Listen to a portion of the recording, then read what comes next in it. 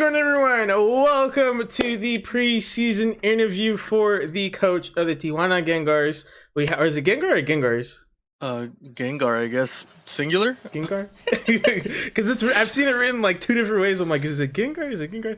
Hey, regardless, coach of the Tijuana Gengar. We have Latin Luigi. First and foremost, obviously, first question interview. How you doing today? How's your day been looking so far? Doing fantastic. It's been a pretty good day overall, so super excited to be interviewing with my boy Lonely Hermit. Everybody who's here on my channel, you should go subscribe to him. I'm doing great. How are you, my sir? Doing pretty good today. I had a pretty good day so far. It's getting even better because I get to talk to you. Of course, we're on Latin Luigi's channel. Check out his stuff, all that, subscribe, all that. I guess maybe real quick, if you want to give anyone who maybe is coming from another channel, maybe they came from the EBL channel, you want to give a quick rundown as to who you are, what you do, and then we'll get into the actual meat and potatoes of the interview. Sounds good. Well, as you guys know, I go by Latin Luigi here. I am mainly a PokeTuber. I do Pokemon content, Nuzlocke, challenge videos, VGC content, stuff like that. Doing a lot of collaborations right now with really amazing people, including Lonely Hermit. So you guys should definitely stay tuned for that. I do some horror. I dabble in horror. And some like League of Legends and stuff. So we're pretty much all around here, but mainly Pokemon. I tried my best to make you guys laugh and entertain. I think that's my main goal with the channel, is to just create a community where we could all laugh at our dumbness, and if you're stressed out for the day, come over here, have some fun, and take that stress away. You know what I'm saying? Love it. I love it. I love when that streamer's like main mentality is just let's just get a place where you can get away for a little bit. I love that.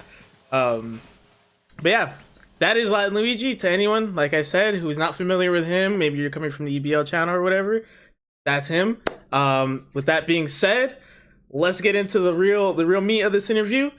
First question up: what is going through your head as we get closer and closer to the start of season 4? The first thing that goes through my head is, will this be the season I go 0-5?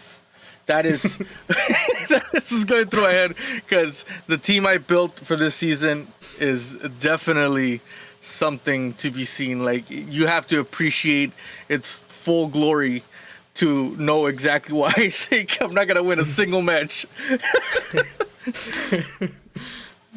Have you made your team public to the people? Have you put anything out there yet? I was going to, but then I got lazy. So technically, yes, it's public, but I haven't released anything official yet. Okay. Just want to throw it out there for you guys who maybe haven't seen it. But yeah. With that being said, are you, obviously last season was your first in the EBL, and like you said, you may not have drafted as strong of a team. Not so much in my eyes, but in your eyes, you didn't draft a strong of a team. Are you feeling more or less confident heading into this season compared to your first? Yes.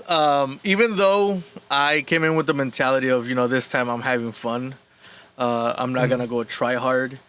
But I sadly think this troll team looks a little better than my last team of last season. So I'm feeling a little more confident that these Pokemon can dish out some sweeps and definitely they have the potential to come back if I'm on the back end, if I'm on the losing end. So I'm pretty excited, actually. Well, yeah, I mean we're going to talk about your team a little bit later in a few questions here, but you do have some big threats in there. Obviously, the first season, like Buzzwole is one of the first ones that come to mind. Obviously, in the first season it was drafted, it didn't do particularly great. So I'm always curious to see when a Pokemon gets used again, especially one as threatening as a Pokemon like Buzzwole. With all that being said, though, with your team, how are your preparations going so far? Trying to put your team together here. So far, they've been pretty great. I think I've pretty much got everything down. Right now, I have the basic draft of what the team's gonna be.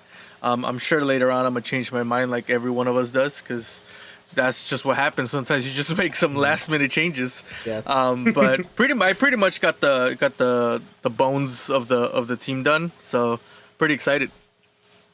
Nice. With that being said, obviously, like I mentioned earlier, last season was your first season. Has anything changed from the way you prepared, or are you just more or less the same? Um, I think it's more or less the same. You know, I mean, there's only so much you can do to grind items and EXP. You know, breeding your Pokemon and stuff. So I think it's pretty much the same. We just have a this time we have a little more time to prep. So I'm just taking it Yeah. slow. Yeah, I think that's one of the main things. Like, that's one of the main things I expect from that question specifically is that people are going to say the way they handle it time wise. You know what I mean? Like, maybe this season instead you dedicate a day to grinding and stuff like that. So that's more or less what I'm expecting from that question. Now, now looking at the team that you drafted, we mentioned Buzzwole already. You took Serena, Incineroar, Chandelure, Poltegeist, Glastrier, Klinklang, Romatisse, and Kofagrigus. Pretty solid team. I mean, there's some Pokemon in there that can definitely, like you said, come up big, especially in late in the battle. How do you think your draft went overall? Were you maybe sniped a lot, or did it mostly go according to plan? Bro, second season in a row, I haven't gotten sniped a single time. So that's pretty amazing. Pretty good feeling. Yeah, very, very good feeling.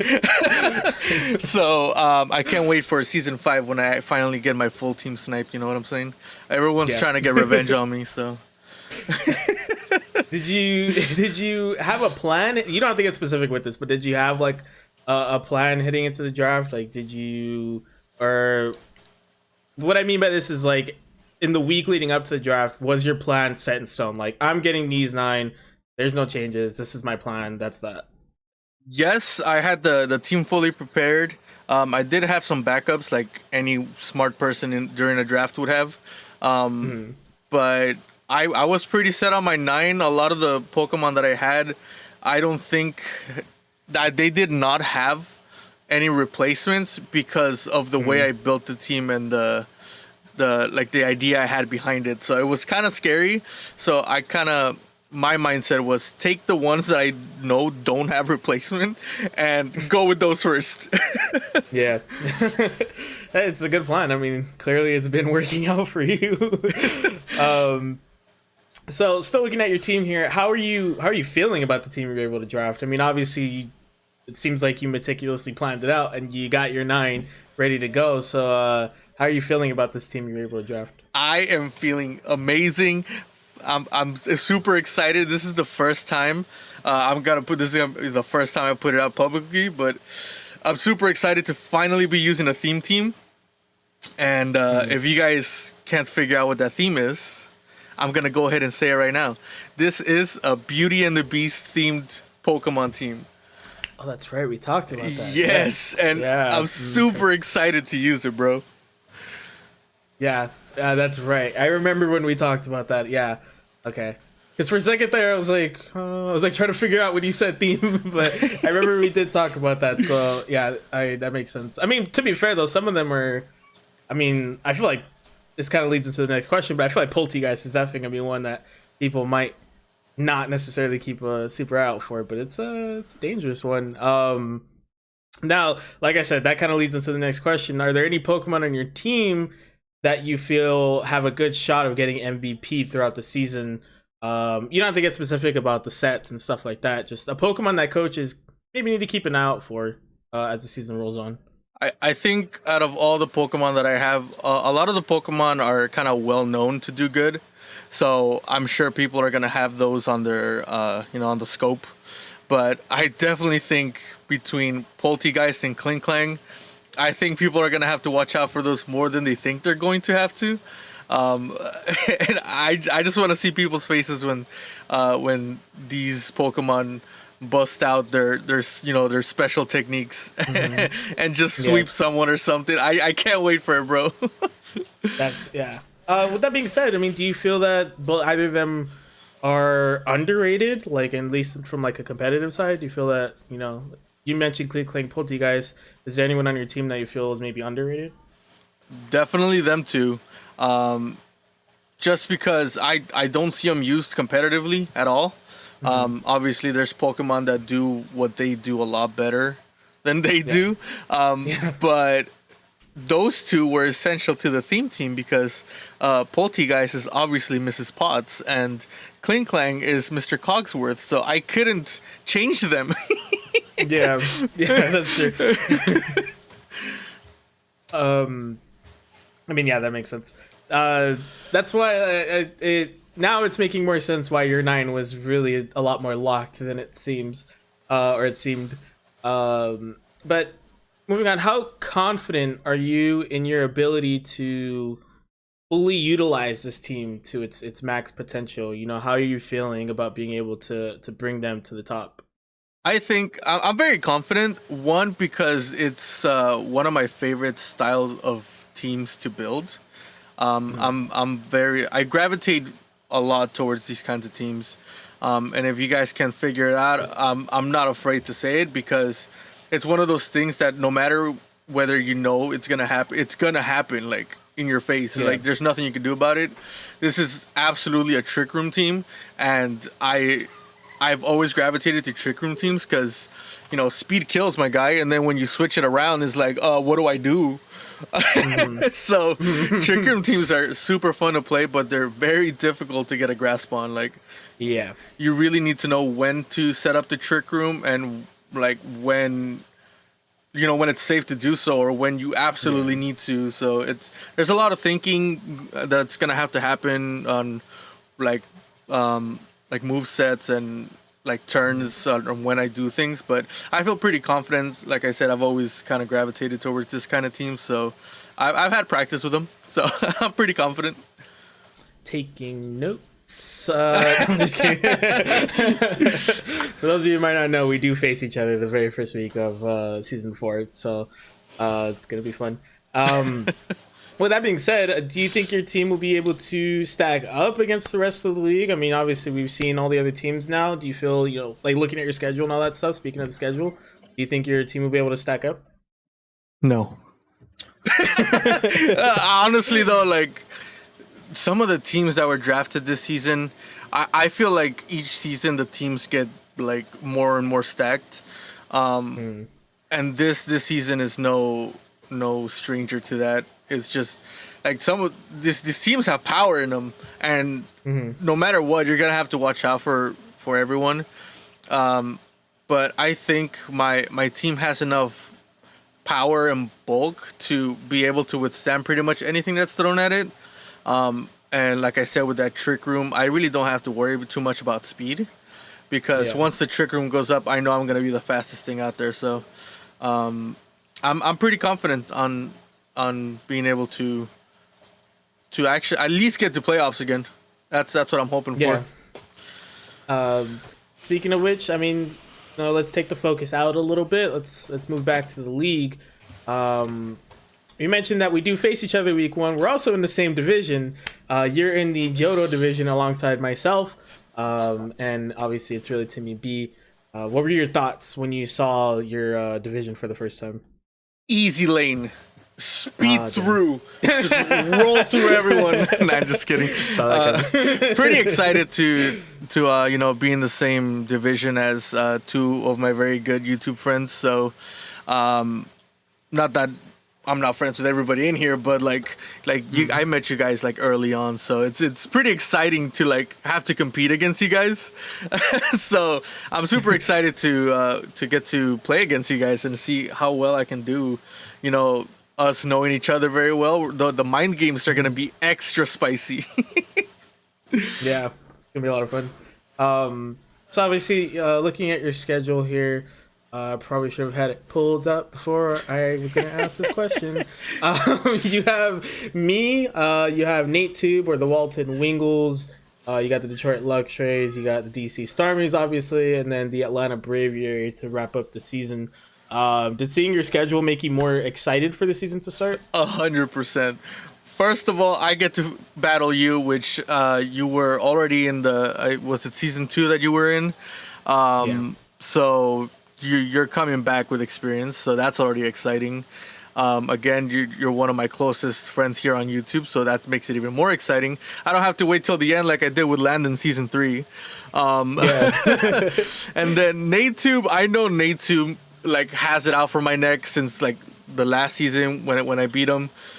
He's made it very clear in the EBL chat, so that's gonna be a very exciting match. I have a feeling he's gonna go extra hard on me. So pretty scared, but at the same time, excited for that to come.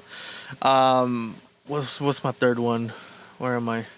Max. Max. Ooh, Max. Okay, I'm gonna be straight up. I think this could go either way. I know Max tends to, when he makes a mistake, it kind of rolls downhill for him. So obviously when I face him, I hope he does make that mistake that kind of throws him off. But I'm exactly the same. One mistake for me, and I kind of just lose it. So it's gonna be very exciting to see both of us, since I kind of see similarities in our battle style. So that's gonna be, I think that's gonna be the match of the week for that one. And then for week 4, I go against the DC Starmies. Super excited. Timmy likes to talk the talk, so I want to see if he can walk the walk. So I'm super excited for that one.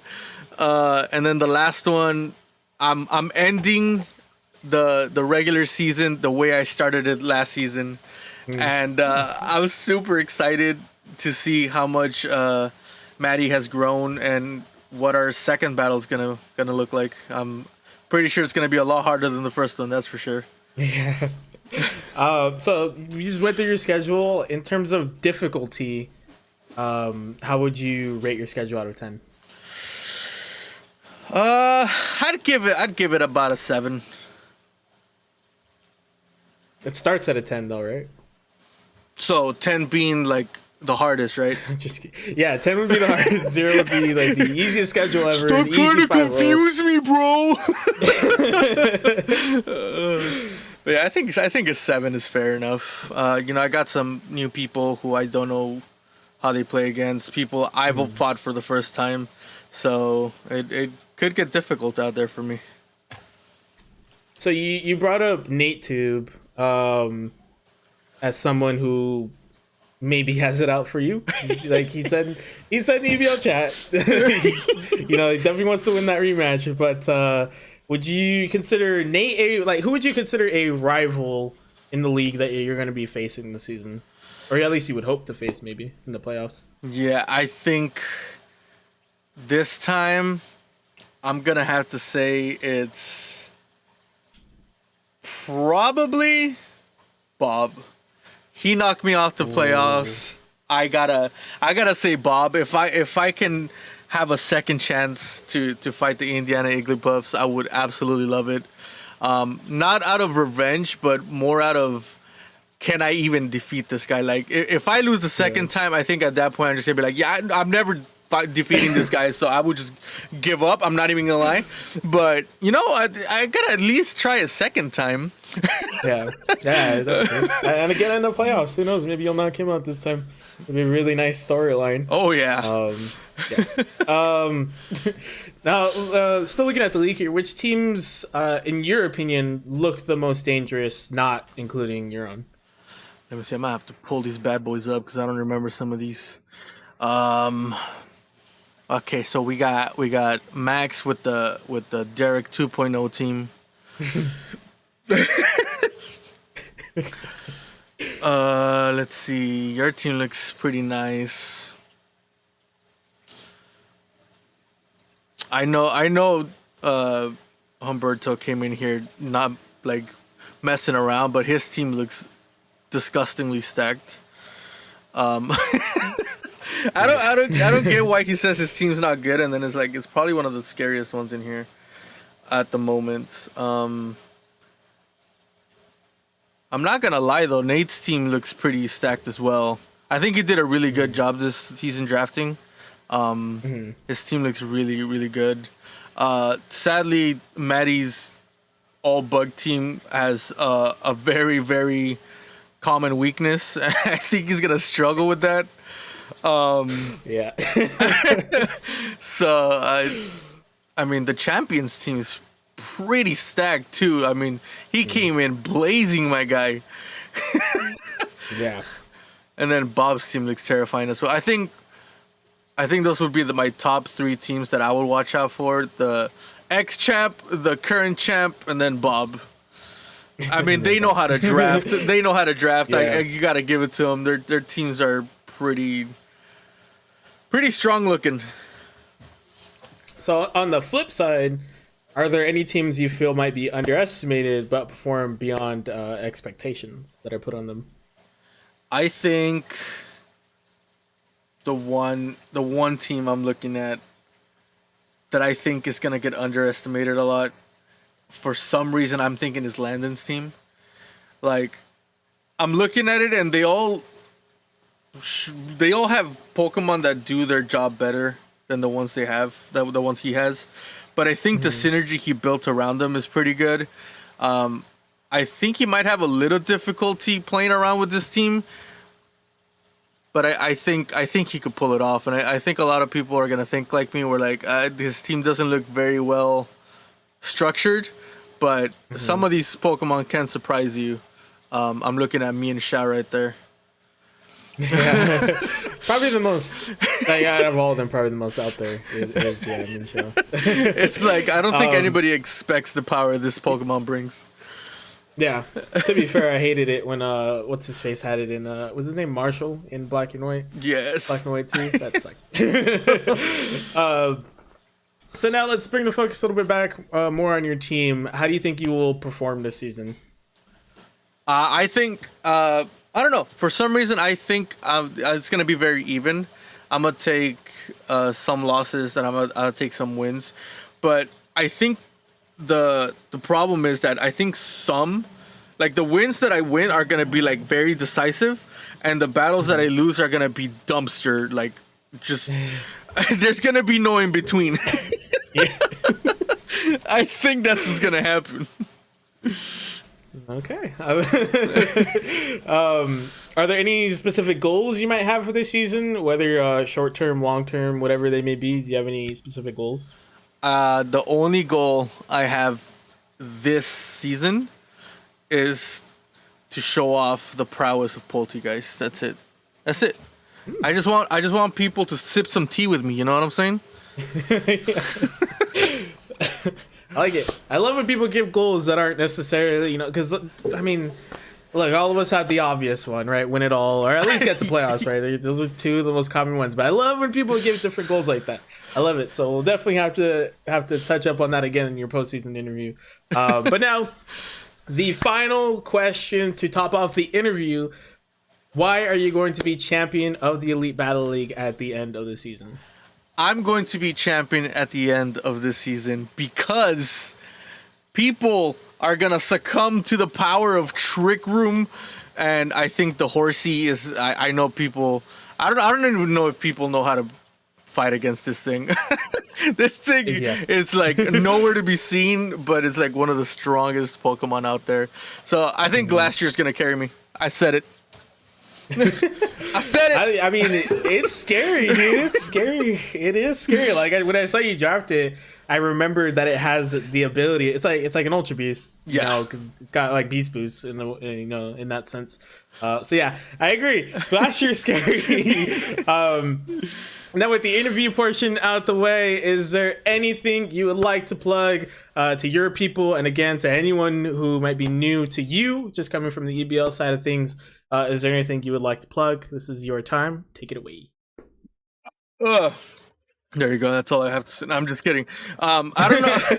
I don't know when this will be posted, but if I am still collabing with the amazing people I'm collabing now, Inferno Man, the coach of the Iowa Incineroar. I'm also collabing with Matty Ice, the commissioner himself. And I'm collabing with the amazing person interviewing me as well. So if you guys have not checked that out, please do so. They're all amazing collaborations with some of the best people I've collabed with. And you guys are in for a treat. And yeah, I'm honored to be doing those collaborations with them. So definitely check them out, guys, and subscribe to everyone. Love goes both ways. And there it is, ladies and gentlemen. This has been our preseason interview with the coach of the Tijuana Gengar, Latin Luigi. Be sure to show some love. his way, of course, alongside all the other coaches in the Elite Battle League. And here's a final question for you. Are there any final words you have for the fans of the TJ Gengar out there? I promise I will get at least one 6-0 sweep this season. Ooh. I promise. And if I don't, I'm going to eat a sock. I'm just kidding. I'm not going to do that.